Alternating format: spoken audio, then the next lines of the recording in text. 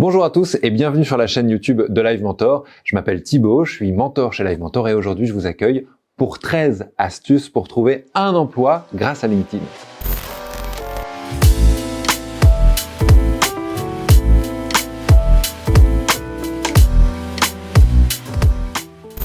LinkedIn, c'est indéniable, c'est devenu maintenant le numéro 1 des réseaux sociaux pour l'emploi, des réseaux sociaux pour les professionnels. C'est un réseau social sur lequel on échange ce qu'on fait, on échange nos projets, on se rencontre, on publie évidemment nos CV, etc.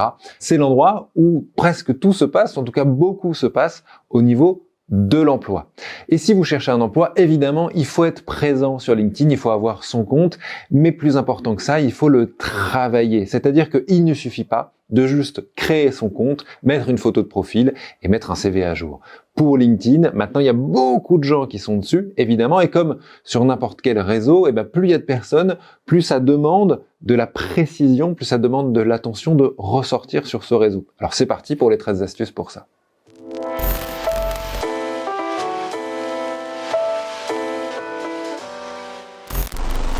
La première chose à faire sur LinkedIn, c'est de définir sa stratégie. Définir sa stratégie, ça veut dire quoi? Ça veut dire tout bêtement de se poser la question de qu'est-ce qu'on va faire sur LinkedIn? Qu'est-ce qu'on va partager? Est-ce qu'on partage du contenu? Est-ce qu'on est là pour être actif sur les groupes de travail, sur les groupes de rencontres? Parce qu'il y a des sortes de forums, il y a des endroits où on peut se rencontrer. Donc vraiment de se dire, ok, je viens ici, quel est le levier que je vais activer sur LinkedIn pour être vu?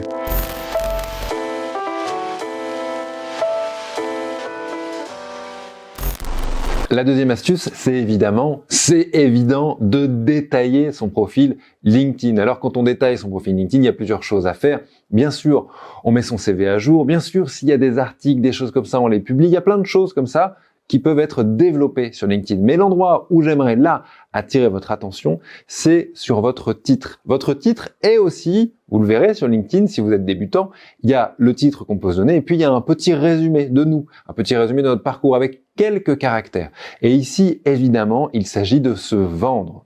Et quand je dis se vendre, ça veut dire aussi penser quel est le poste d'après dont j'ai envie? Qu'est-ce que j'ai envie de faire après? Peut-être que le titre qui doit être mis là, peut-être que le texte qui va être mis dans ces quelques caractères de présentation, ça doit déjà refléter l'endroit où vous avez envie d'aller. Évidemment, il y a ce vieux truc qui dit que l'habit ne fait pas le moine. Je suis pas totalement d'accord. Je pense que au moment où on vient vous chercher, il faut déjà avoir quelque chose qui va dire, voilà, moi c'est là que j'ai envie d'aller. Donc peut-être que dans ce texte, si vous avez envie de, de faire du B2B, peut-être qu'il faut parler du business to business, donc de société en société, du travail de société à société. Peut-être qu'il faut parler de ça. Il faut parler du fait que c'est une position que vous aimez, que vous aimeriez développer, que vous avez déjà de l'expérience là-dedans.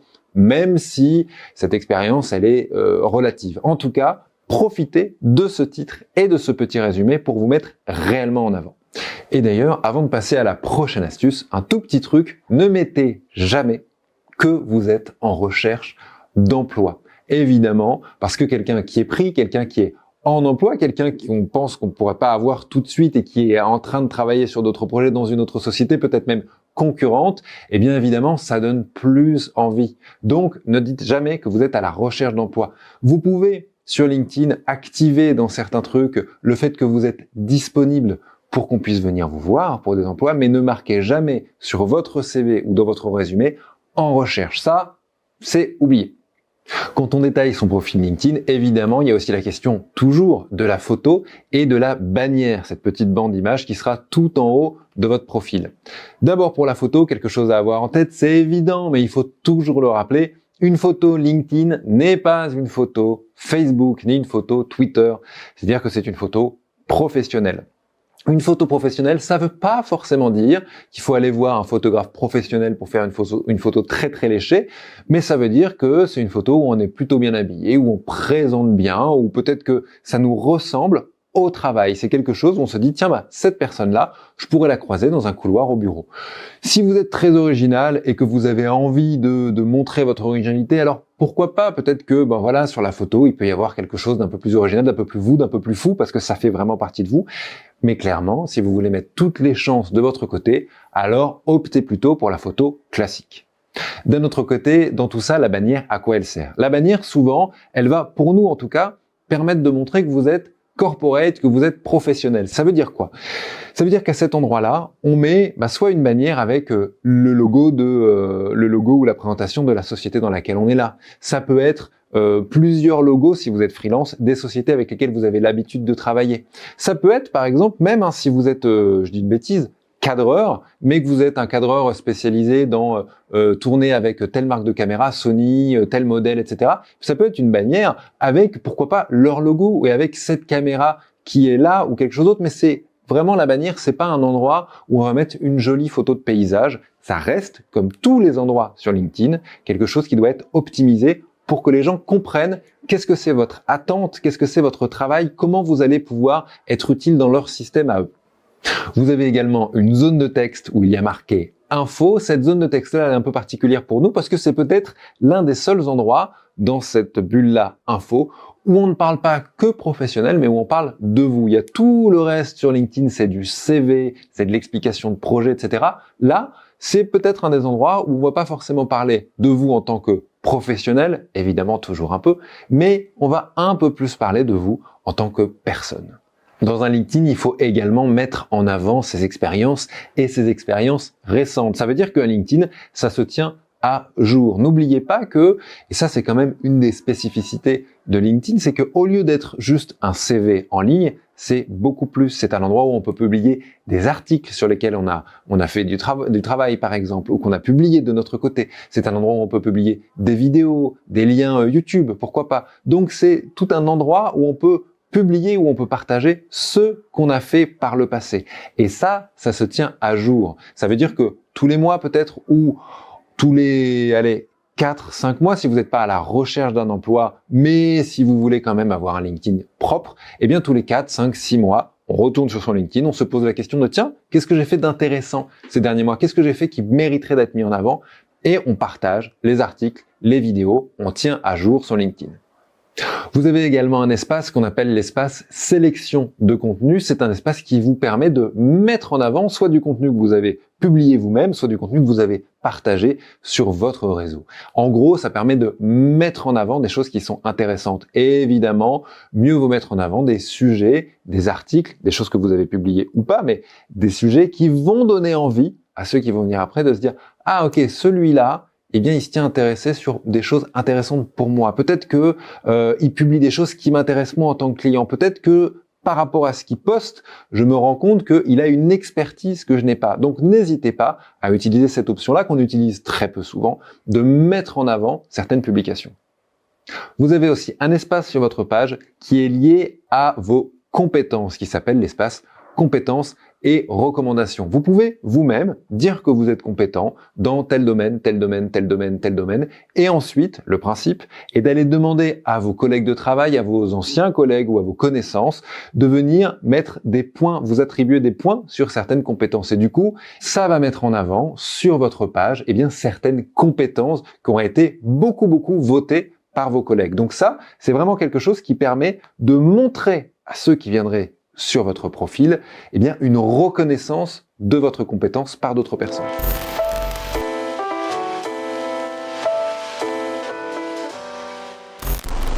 L'astuce numéro 3, pour trouver un emploi sur LinkedIn, ce serait évidemment de travailler ses relations. Alors, travailler ses relations, ça veut dire quoi? Sur LinkedIn, un peu comme sur Facebook, même si c'est un peu différent, on fait des demandes d'amis, on fait des demandes de connaissances, on se lie à certaines personnes.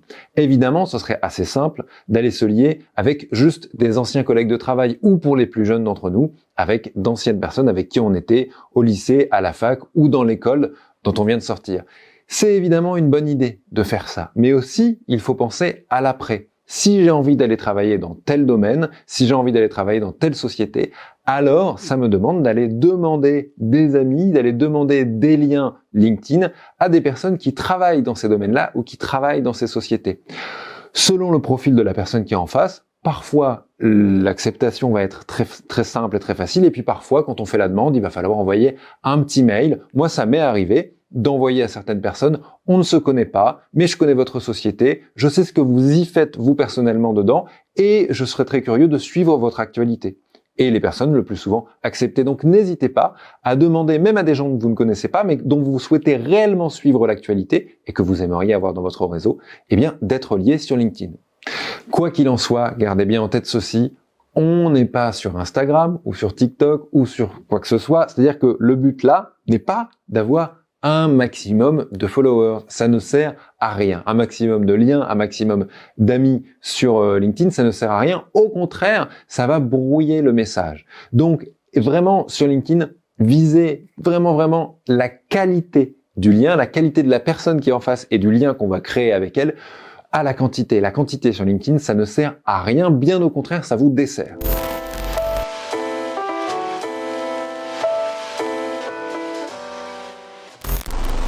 Notre quatrième conseil, c'est, on l'a dit un peu avant, de personnaliser vos messages. Personnaliser vos messages, pourquoi on le remet là en tips alors qu'on en a parlé avant? C'est que oui, ça sert quand on demande à quelqu'un un lien, quand on lui dit, ben voilà, on ne se connaît pas, mais j'aimerais bien qu'on soit dans le même cercle sur LinkedIn, et on met un petit blabla pour expliquer qu'on connaît la personne ou qu'on connaît son travail ou qu'on connaît sa société et qu'on aimerait bien avoir juste des contacts et suivre son actualité. Mais il faut aussi garder en tête que sur LinkedIn, on peut aussi juste envoyer un mail sans demander en ami, sans demander à être dans le même lien, juste pour créer du contact. Dans ce cas, on appelle ça un mail un peu à froid, puisqu'il n'y a pas de sujet qui nous agite tous les deux, il n'y a pas de choses entre nous, c'est juste une prise de contact.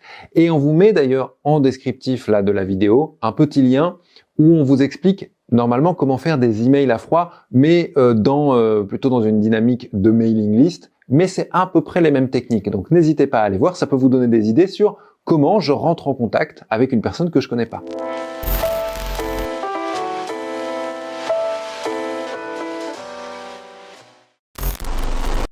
Le cinquième conseil, c'est évidemment de rejoindre des groupes sur LinkedIn. Alors ne confondez pas, s'il vous plaît, les groupes LinkedIn et les groupes Facebook. Sur les groupes LinkedIn, on est sur du professionnel. Et plus important encore, on est sur certains sujets qui sont parfois très définis. C'est vraiment des endroits où on attend d'avoir des experts de ce sujet-là. Donc si vous rentrez dans un groupe, c'est pour deux raisons. Soit vous cherchez des experts et vous avez envie d'aller bien leur poser une question, d'aller dire voilà, j'organise telle chose, qu'est-ce que vous en pensez, etc. Mais juste d'échanger à des experts d'une situation que vous ne connaissez pas.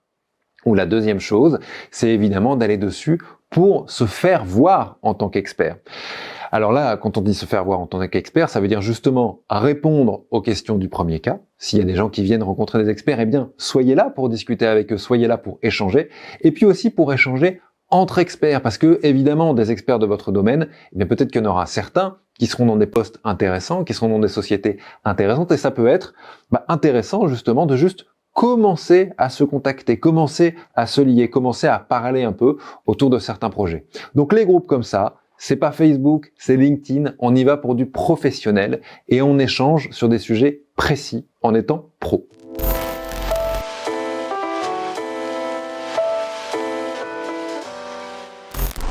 Le conseil numéro 6, c'est d'être actif sur LinkedIn. Ça paraît bête parce que on est habitué à des réseaux comme Facebook où on est amis, il se passe pas grand chose, de temps en temps on voit une news passer, etc. Mais là, le but, c'est d'être vraiment remarqué. Et comme tous les réseaux sociaux, comme la plupart en tout cas des réseaux sociaux, eh bien LinkedIn met en avant les profils où il se passe des choses, où on est actif, où on partage, où on like, où la personne est là, est présente, et puis entre guillemets, joue le jeu avec le réseau social. C'est-à-dire qu'elle n'est pas là juste pour être là si on nous envoie un mail, mais elle prouve par son action, par son activité sur le site, qu'elle croit à tout ce qui est en train de se passer là. Donc, même si ça vous demande un petit peu d'énergie, même si vous n'êtes pas très entre guillemets LinkedIn, eh bien n'hésitez pas à vous forcer un peu, n'hésitez pas à être un peu plus actif, un peu chaque jour, même un tout petit peu chaque jour, histoire d'y aller, de partager un ou deux articles intéressants, de liker, etc. Juste pour faire comprendre à LinkedIn que vous êtes actif et que donc, il peut vous mettre en avant, puisqu'il y a quelqu'un qui est là.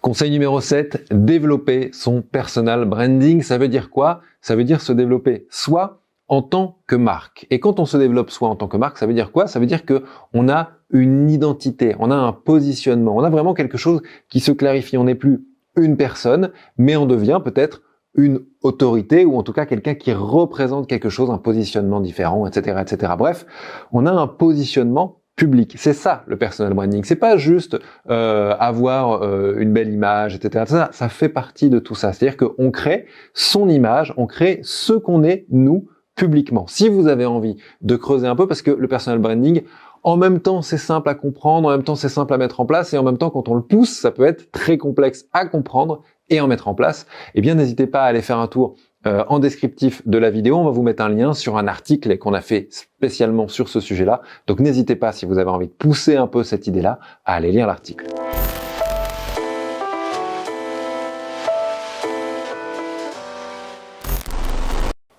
Le conseil numéro 8, c'est de créer un contenu qui vous ressemble. Ça veut dire quoi, un contenu qui vous ressemble? Eh bien, ça veut dire que pourquoi pas on peut aller partager du contenu d'autres personnes de temps en temps, etc. Mais qu'est-ce que vous avez à dire de ce contenu-là? Déjà, quand on partage un autre article, eh bien de pouvoir écrire quelques mots sur ce que vous pensez de cet article-là, parce que si c'est juste pour partager l'article, vous, en tant que personne, vous ne ressortez pas à cet endroit-là. Juste, l'article va se balader dans le flux, dans le fil d'information d'autres personnes et c'est tout. Mais mettez quelques mots sur cet article-là. Qu'est-ce que ça vous a fait penser? Pourquoi, en tant que professionnel ou en tant qu'expert, cet article, il vaut le coup d'être partagé? Et puis, c'est pareil, il peut aussi y avoir des moments où, au lieu de partager quelque chose, c'est juste un texte que vous allez écrire et il n'y a pas besoin d'être Shakespeare, il n'y a pas besoin d'être un spécialiste en copywriting pour juste partager que en ce moment, vous êtes sur tel projet et en ce moment, ce qui est intéressant sur tel projet justement, c'est ça, ou vous êtes content de travailler avec telle et telle nouvelle personne ou telle nouvelle spécialité ou tel nouveau logiciel, de partager vraiment vous, qu'est-ce que vous êtes en train de vivre à un niveau professionnel. Donc, partager du vous et du personnel dans votre milieu professionnel. N'oubliez pas un petit détail sur ce sujet-là, et ça c'est quelque chose qu'on retrouve pas mal sur LinkedIn. Beaucoup de gens ont sur LinkedIn l'idée que il faut se vendre. Et comme il faut se vendre sur LinkedIn, eh bien, il y a certaines personnes qui se survendent avec quelque chose qui pourrait ressembler à, je sais pas, qui pourrait faire un peu qu'on pourrait se dire qu'on est quelqu'un de pédant derrière l'écran, qu'on est quelqu'un de supérieur. Donc n'hésitez pas, évidemment, l'idée c'est pas de paraître pédant ou supérieur, c'est juste de partager ce qui se passe pour vous et vos découvertes. Les avis qui pourraient vous faire passer pour quelqu'un de pédant ou de supérieur, bah, peut-être là, essayez de réfréner un peu. Ça peut être un positionnement de personal branding aussi, d'être celui qui fonce dans le tas, celui qui fait ceci, qui fait cela, mais attention, c'est une position qui est difficile à tenir. Donc réfléchissez quand même, quand vous postez quelque chose, à se dire, est-ce que ça me fait paraître pour quelqu'un de sympathique plus que d'intelligent? Je crois qu'à cet endroit-là, la sympathie, le professionnalisme est plus intéressant que de paraître pour quelqu'un d'intelligent qui pourrait être vu comme quelqu'un au-dessus de la masse.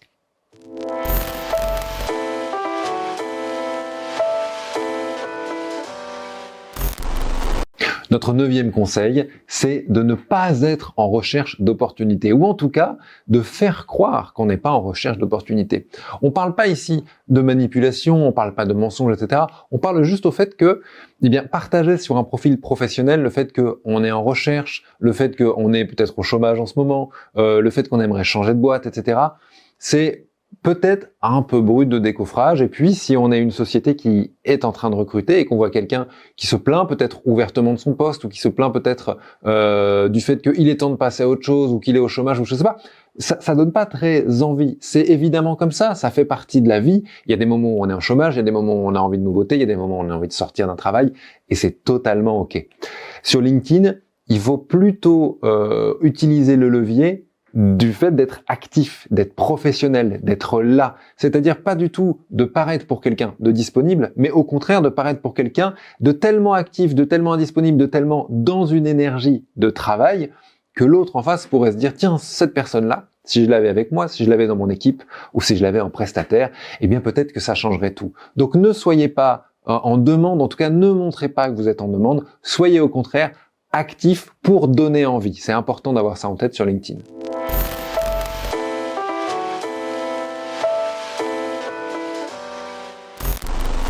Notre conseil numéro 10, c'est de créer des alertes emploi. En fait, des alertes emploi sur LinkedIn, c'est tout bêtement un endroit où vous allez pouvoir régler donc des alertes qui vont être liées aux offres d'emploi publiées sur LinkedIn. Ça veut dire que dès qu'il va y avoir une offre qui pourrait correspondre d'une manière ou d'une autre, selon certains critères que vous allez pouvoir remplir à votre recherche, eh bien vous allez pouvoir recevoir par exemple un mail ou une notification sur LinkedIn selon ce que vous avez créé, selon ce que vous avez demandé.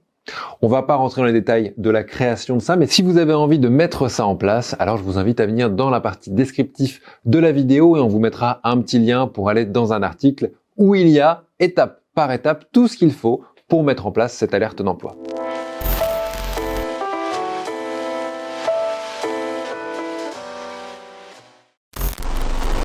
Notre 11e conseil, c'est d'être proactif dans cette recherche sur LinkedIn. Ce serait trop facile, évidemment, de juste avoir un beau profil, de juste faire un beau LinkedIn et d'attendre qu'on vienne vous demander. Ça peut être intéressant, évidemment, d'aller dans les recherches d'emploi de chez LinkedIn, puisque vous l'avez compris, sur LinkedIn, les sociétés peuvent également publier des offres d'emploi. Et donc, ça veut dire que nous, en tant qu'individus, on peut également aller rechercher ces offres d'emploi. Donc, n'hésitez pas à aller regarder ça. Ça peut se rechercher de plusieurs manières différentes au même endroit, mais je veux dire de plusieurs critères différents. Ça peut être de la distance par rapport à l'endroit où vous habitez, ça peut être évidemment une question de salaire, ça peut être évidemment une question d'expertise, de travail, de mots-clés. Donc n'hésitez pas à aller faire un petit tour sur cet endroit de recherche d'emploi directement sur LinkedIn. Il y a énormément d'offres maintenant qui sont diffusées à cet endroit-là.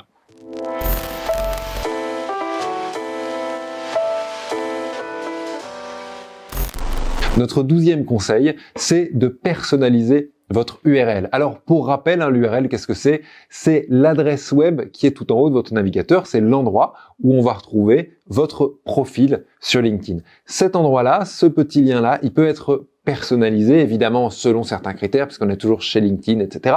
Mais il peut être quand même personnalisé.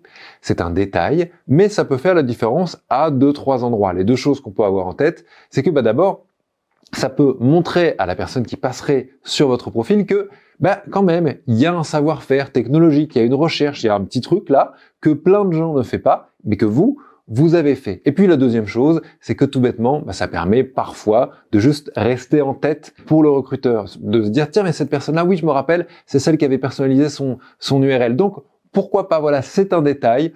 Mais prenez le temps de le faire, c'est vraiment très simple. Et puis on sait jamais, ça pourrait peut-être faire la différence. Pour faire ça, c'est simple, il suffit d'aller dans l'onglet Profil et de cliquer, c'est logique, sur Modifier mon URL. C'est aussi simple que ça.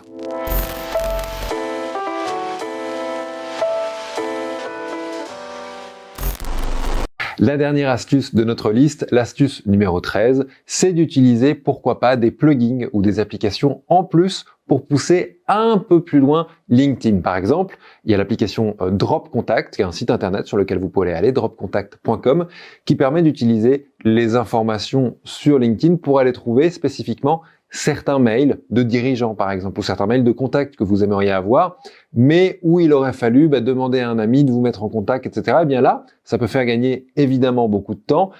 Attention, Drop Contact, par exemple, et d'autres, ça fait partie des logiciels qui sont utilisables, qui sont essayables comme ça avec un compte gratuit, mais pour en utiliser toute la puissance, pour avoir vraiment un certain nombre de recherches, un certain nombre de contacts pour pouvoir l'utiliser au quotidien, et bien là, ça va demander à être payant. Drop Contact, par exemple, le minimum, quand on passe à la version payante, c'est 25 € par mois.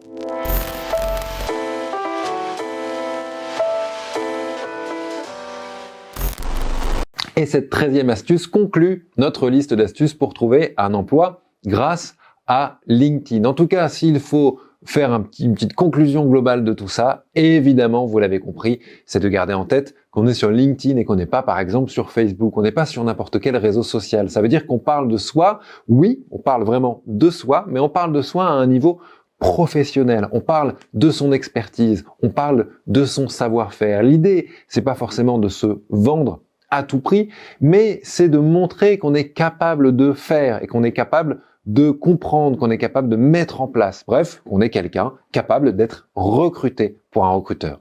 Si vous avez envie d'aller plus loin sur cette idée de LinkedIn, n'oubliez pas qu'il y a une formation aussi chez Live Mentor dédiée au sujet de LinkedIn. On vous met le lien en description. Je vous remercie d'avoir regardé cette vidéo et quant à moi, je vous dis à bientôt sur la chaîne YouTube de Live Mentor pour une prochaine vidéo. À bientôt.